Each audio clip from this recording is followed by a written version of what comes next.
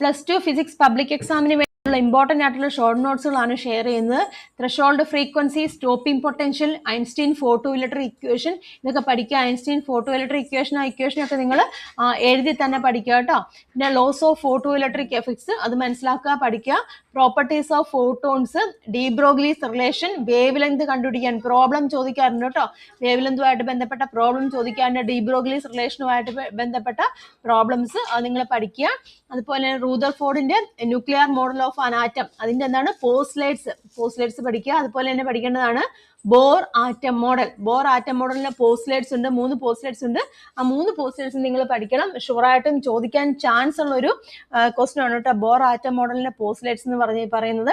അതുപോലെ തന്നെ radius of hydrogen atom, hydrogen ആറ്റത്തിന്റെ റേഡിയസ് ഇക്വേഷൻ പഠിച്ചിരിക്കുക. Energy of hydrogen atom important ആണ്. എനർജി ഓഫ് ഹൈഡ്രജൻ ആറ്റം എന്ന് പറഞ്ഞിരിക്കുന്നത് energy level diagram, energy of hydrogen atom ചോദിക്കാം, എനർജി ലെവൽ ഡയഗ്രം വരയ്ക്കാൻ ചോദിക്കാം. അപ്പൊ അതിന്റെ വോൾട്ടേജും കാര്യങ്ങളൊക്കെ നിങ്ങൾ കൃത്യമായിട്ട് തന്നെ വരയ്ക്കാനും അടയാളപ്പെടുത്താനും ഒക്കെ ശ്രദ്ധിക്കുക കേട്ടോ. പിന്നെ നമ്മൾ ആറ്റംസ് ന്യൂക്ലിയസിലേക്ക് വരുവാണെന്നുണ്ടെങ്കിൽ ഐസോടോപ്പ്, ഐസോബാർ, ഐസോട്ടോൺസ് കേട്ടോ, ഇതൊക്കെ ഒന്ന് മനസ്സിലാക്കിയിരിക്കുക. എക്സാമ്പിളും കാര്യങ്ങളൊക്കെ ഒന്ന് മനസ്സിലാക്കിയിരിക്കുക. പിന്നെ റേഡിയസ് ഓഫ് ന്യൂക്ലിയസ് പ്രോബ്ലം ചോദിക്കാൻ ചാൻസ് ഉള്ളതാണ്. ഐൻസ്റ്റീന്റെ mass energy relation, mass defect important ആണ് കേട്ടോ. മാസ് ഡിഫക്റ്റ് അതിന്റെ ഇക്വേഷൻ ഒക്കെ പഠിച്ചിരിക്കുക, ഡെഫിനിഷൻ ഒക്കെ പഠിച്ചിരിക്കുക. ബൈൻഡിങ് എനർജി ചോദിച്ചു കാണാറുള്ളതാണ്.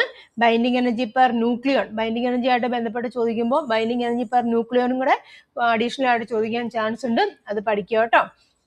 പിന്നെ നമ്മൾ സെമി കണ്ടക്ടേഴ്സിൽ വരുവാണെന്നുണ്ടെങ്കിൽ ഇൻട്രിൻസിക് സെമി കണ്ടക്ടർ, അതുപോലെ തന്നെ എക്സ്ട്രിൻസിക് സെമി കണ്ടക്ടർ അതെന്താണെന്ന് പഠിച്ചിരിക്കുക.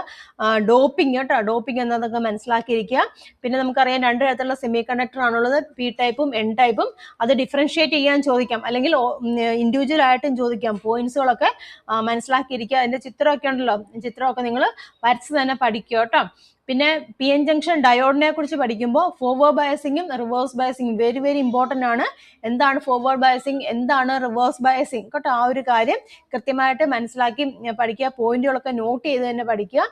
പിന്നെ വോൾട്ടേജ് കറന്റ് ക്യാരക്ടറിസ്റ്റിക്സ് ഇമ്പോർട്ടന്റ് ആണ്, അത് വരയ്ക്കാൻ ഗ്രാഫ് വരയ്ക്കാൻ ചോദിക്കാറുണ്ട്, അത് പഠിക്കുക. അതിന്റെ കൂട്ടത്തിൽ തന്നെ ത്രെഷോൾഡ് വോൾട്ടേജും ബ്രേക്ക് ഡൗൺ വോൾട്ടേജും എന്നാന്ന് മനസ്സിലാക്കുക. അതുപോലെ തന്നെയാണ് ഹാഫ് വേവ് റെക്ടിഫയറും ഫുൾ വേവ് റെക്ടിഫയറും വെരി വെരി ഇമ്പോർട്ടൻറ്റ് സെക്ഷൻ ആണ്. അതിലെ ഫുൾ വേവ് ഹാഫ് വേവ് ഏതെങ്കിലും ഒരെണ്ണം ചോദിക്കും. അതിന്റെ സർക്യൂട്ട് ഡയഗ്രം വരയ്ക്കാനും പോയിന്റുകളൊക്കെ കൃത്യമായിട്ട് വരയ്ക്കാനും ഗ്രാഫിക്കൽ റെപ്രസെന്റേഷനും ഒക്കെ കൃത്യമായിട്ട് വരച്ച് തന്നെ നിങ്ങൾ പഠിക്കുക കേട്ടോ. അപ്പോൾ ഇതുപോലെയുള്ള കൂടുതൽ വീഡിയോസിനായിട്ട് ഫോളോ ചെയ്യുക. താങ്ക്